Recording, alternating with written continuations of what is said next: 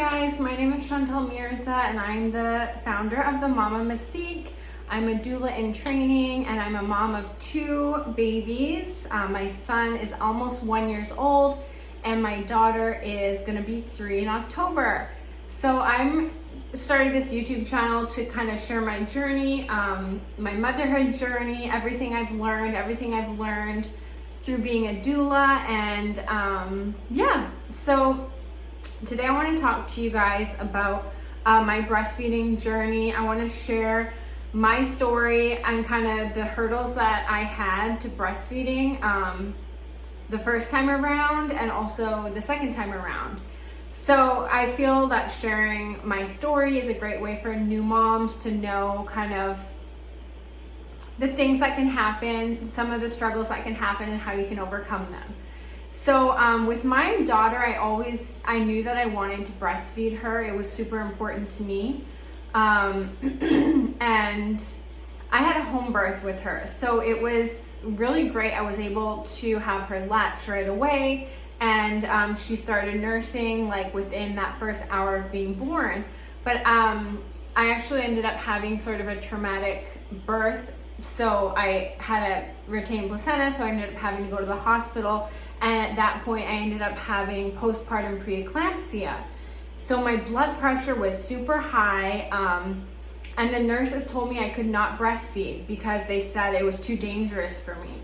And that was kind of my first time that I had to advocate for myself as a new mom and also for my daughter. And I remember just telling them, like, this doesn't make any sense. Like, breastfeeding is supposed to relax you. If you're worried about my blood pressure, why can't I breastfeed? It made no sense to me. So I was at Atlanta Medical Center.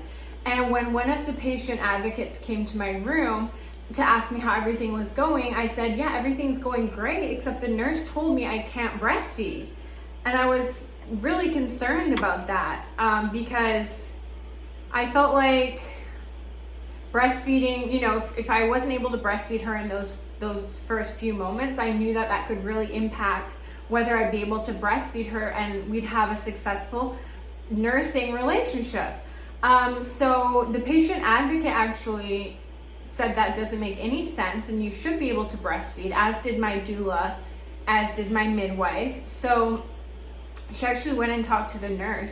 And the nurse kind of begrudgingly came to me and said, okay, you can breastfeed. But I was so happy about that. And I don't know if you know, but like nursing in those first few days is really difficult because it's hard, to get the baby to latch. And there's, especially if you've had a complicated delivery or a C-section, it's so difficult.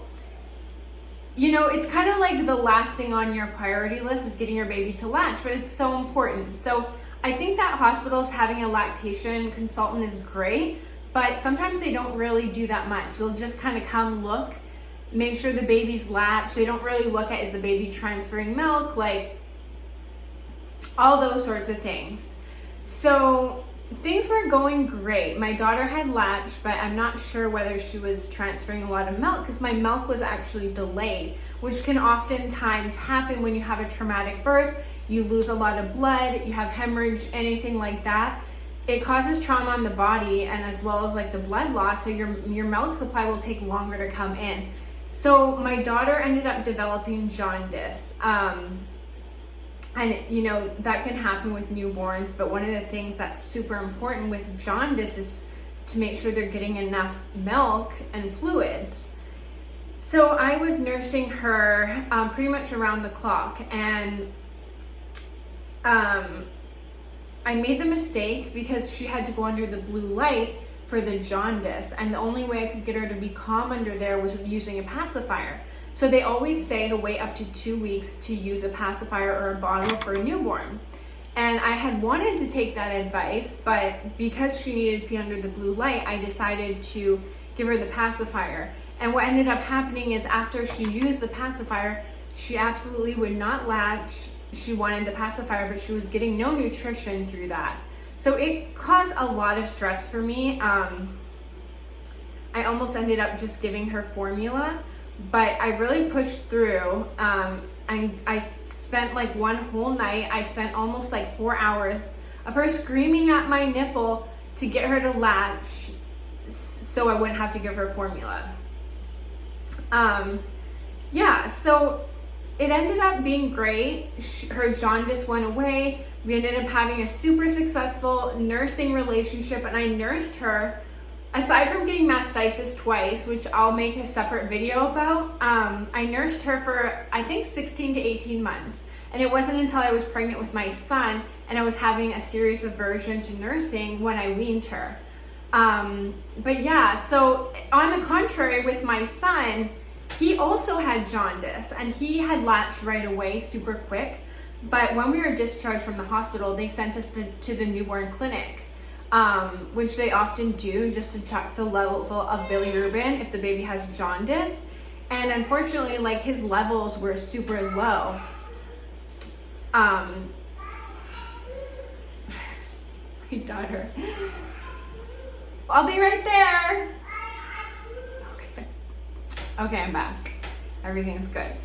So yeah, I took my son to the newborn clinic and his blood sugar and his bilirubin levels were super high. So they actually had to give him formula right there before they let me leave. And I ended up supplementing him with formula for a weekend until the following Monday when I went back there and they checked his levels again and the jaundice was gone.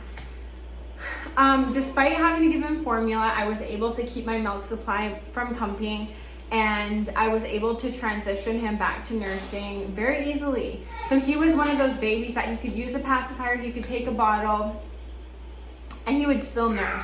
But not every baby is like that. So yeah, that's kind of some of the struggles that I had.